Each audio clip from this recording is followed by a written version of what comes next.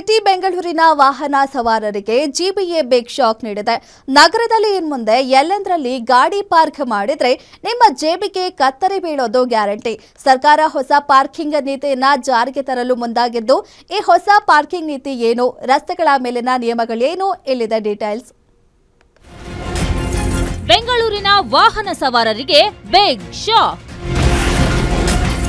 ಕೊನೆಗೂ ಪಾರ್ಕಿಂಗ್ ಶುಲ್ಕ ನಿಗದಿ ಮಾಡಿದ ಜಿಬಿಎ. ಜಿಬಿಎ ಸೂಚಿಸಿದ ಜಾಗದಲ್ಲಿ ಮಾತ್ರ ಪಾರ್ಕಿಂಗ್ ಮಾಡಬೇಕು.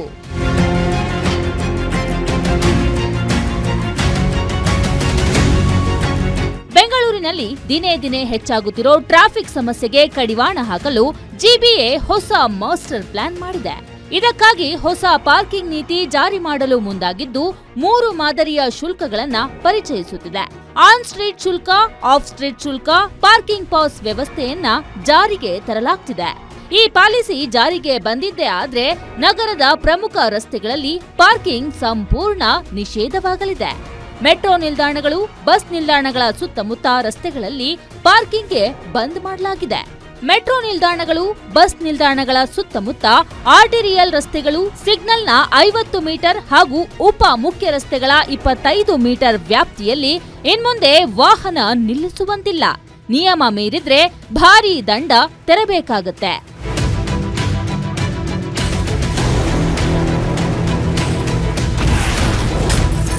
On street parking rate. C category ರಸ್ತೆ ಪಾರ್ಕಿಂಗ್ ದರ. ದ್ವಿಚಕ್ರ ವಾಹನ ಗಂಟೆಗೆ 20 ರೂಪಾಯಿ. ಲಘು ವಾಹನಗಳು ಗಂಟೆಗೆ 40 ರಿಂದ 60 ರೂಪಾಯಿ. ಬಿ ಕ್ಯಾಟಗರಿ ರಸ್ತೆ ಪಾರ್ಕಿಂಗ್ ದರ.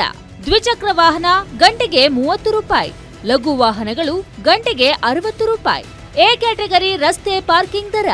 ದ್ವಿಚಕ್ರ ವಾಹನ ಗಂಟೆಗೆ 40 ರೂಪಾಯಿ. ಲಘು ವಾಹನಗಳು ಗಂಟೆಗೆ 80 ರೂಪಾಯಿ. ಆಫ್ ಸ್ಟ್ರೀಟ್ ಪಾರ್ಕಿಂಗ್ ದರ ಎಷ್ಟು? ಸಿ ಕ್ಯಾಟಗರಿ ರಸ್ತೆ ಪಾರ್ಕಿಂಗ್ ದರ. ದ್ವಿಚಕ್ರ ವಾಹನ ಗಂಟೆಗೆ 10 ರೂಪಾಯಿ. ಲಘು ವಾಹನಗಳು ಗಂಟೆಗೆ 20 ರೂಪಾಯಿ. ಬಿ ಕ್ಯಾಟಗರಿ ರಸ್ತೆ ಪಾರ್ಕಿಂಗ್ ದರ. ದ್ವಿಚಕ್ರ ವಾಹನ ಗಂಟೆಗೆ 15 ರೂಪಾಯಿ. ಲಘು ವಾಹನಗಳು ಗಂಟೆಗೆ 30 ರೂಪಾಯಿ. ಎ ಕ್ಯಾಟಗರಿ ರಸ್ತೆ ಪಾರ್ಕಿಂಗ್ ದರ.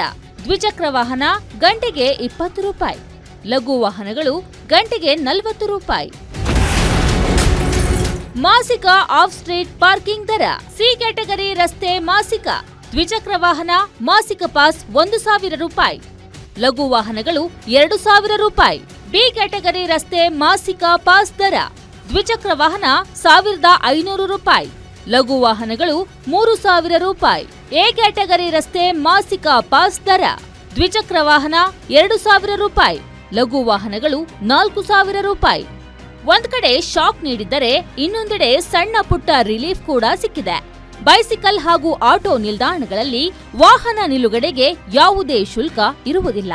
ಇನ್ನು ಖಾಲಿ ನಿವೇಶನ ಹೊಂದಿರುವ ಮಾಲೀಕರಿಗೆ ಜಿಬಿಎ ಬಂಪರ್ ಆಫರ್ ನೀಡಿದ್ದು, ಖಾಲಿ ಜಾಗವನ್ನ ಪಾರ್ಕಿಂಗ್ಗೆ ಬಿಟ್ಟುಕೊಟ್ಟರೆ ಆಸ್ತಿ ತೆರಿಗೆಯಲ್ಲಿ ವಿನಾಯಿತಿ ನೀಡುವುದಾಗಿ ಮನವಿ ಮಾಡಿದೆ.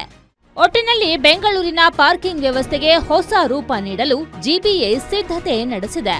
ಒಂದೆಡೆ ಪಾರ್ಕಿಂಗ್ ಶುಲ್ಕ, ಮತ್ತೊಂದೆಡೆ ಪಾರ್ಕಿಂಗ್ ನಿಷೇಧ, ಇದರ ಜೊತೆಗೆ ದಂಡದ ನಿಯಮಗಳು. ಹೀಗಾಗಿ ಬೆಂಗಳೂರಿನಲ್ಲಿ ವಾಹನ ಓಡಿಸೋದಷ್ಟೇ ಅಲ್ಲ, ವಾಹನ ಎಲ್ಲಿ ನಿಲ್ಲಿಸಬೇಕು ಅನ್ನೋದನ್ನು ಇನ್ಮುಂದೆ ಯೋಚಿಸಬೇಕಾದ ಪರಿಸ್ಥಿತಿ ಬಂದಿದೆ. ಅದೇನೇ ಇರ್ಲಿ, ಹೊಸ ಪಾರ್ಕಿಂಗ್ ನೀತಿ ಜಾರಿಗೆ ಬಂದ್ರೆ ಎಷ್ಟು ಹೊರೆ ಆಗಲಿದೆ ಅನ್ನೋದು ಮುಂದಿನ ದಿನಗಳಲ್ಲಿ ಗೊತ್ತಾಗಲಿದೆ. Ullas Kiruvase, guarantee news, Bengaluru.